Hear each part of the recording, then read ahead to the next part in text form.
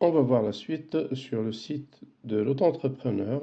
Dans cette séquence, nous allons voir les conditions et les principes. Donc les conditions pour une entreprise individuelle sous le régime fiscal de la micro-entreprise.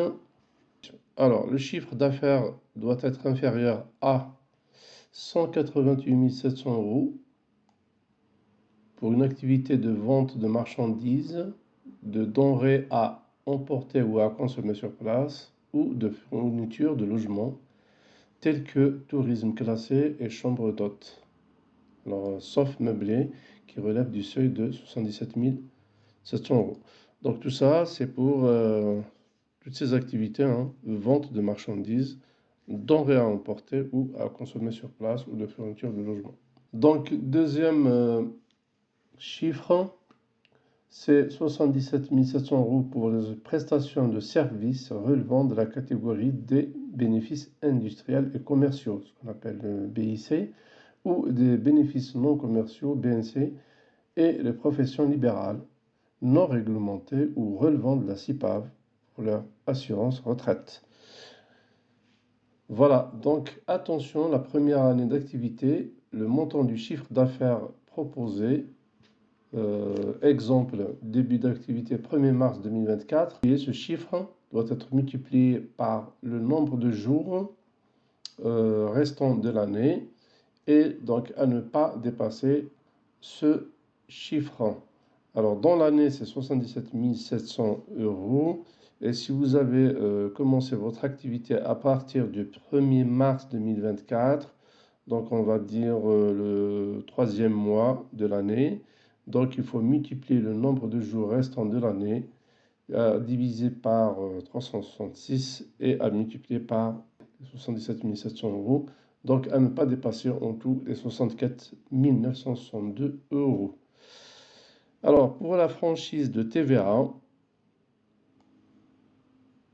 pas de facturation et pas de récupération de TVA jusqu'à 101 000 en ce qui concerne l'activité de vente et 39 100 euros à ne pas dépasser également dans les prestations de services. Voilà.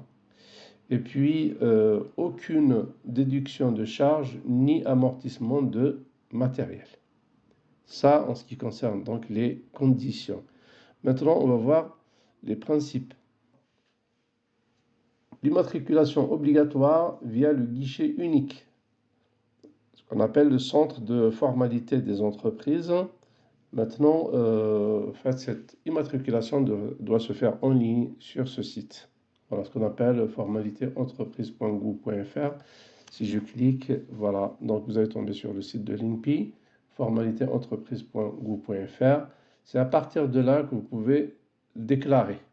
On va continuer sur les principes.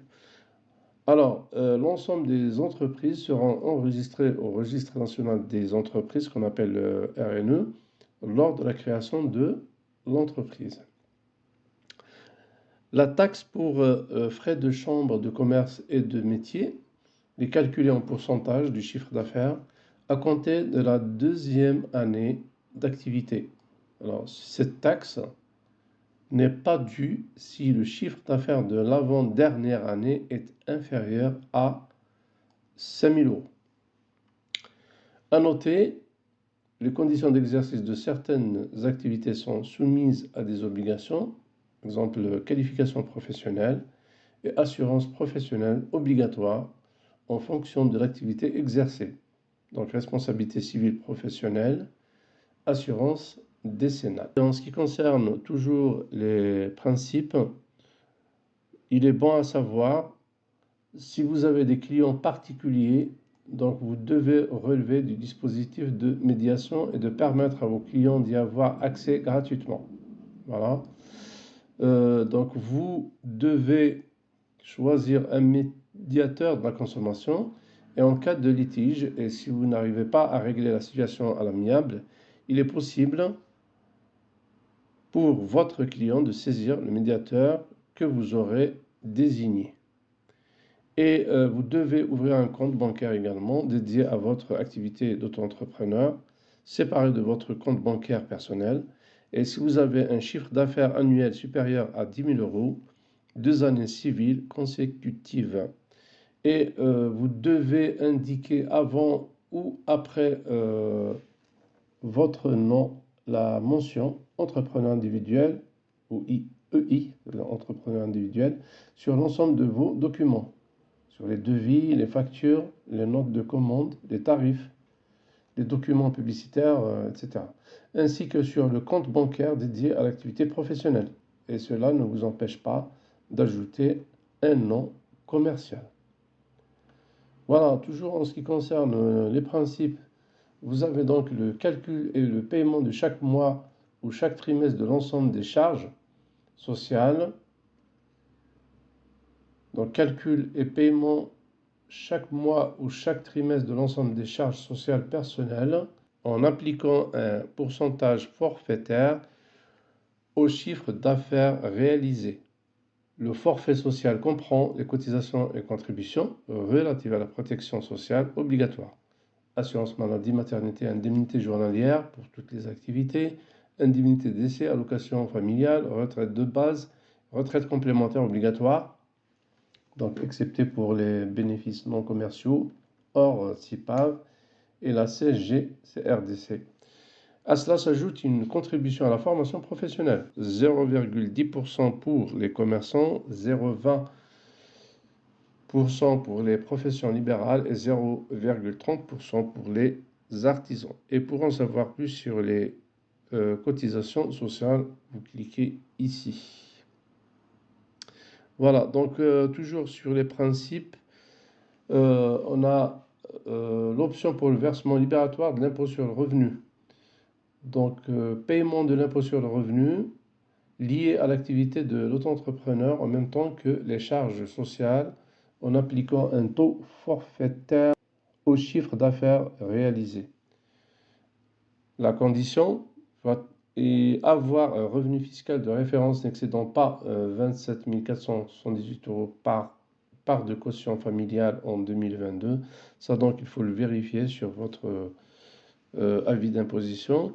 Et pour effectuer vos simulations, donc vous pouvez également utiliser le site impôt.gouv.fr. Et possibilité de changer d'option dans les 3 mois suivant la création ou avant le 30 septembre de chaque année pour une application l'année suivante. Demande à effectuer depuis son compte en ligne, alors sur votre compte de impôt.gouv.fr.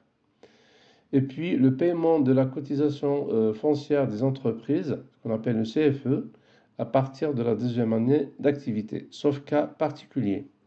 Alors, exonération de la CFE, minimum en cas de chiffre d'affaires, ça veut dire que vous êtes exonéré des cotisations foncières des entreprises si votre chiffre d'affaires est inférieur à 5 000 euros.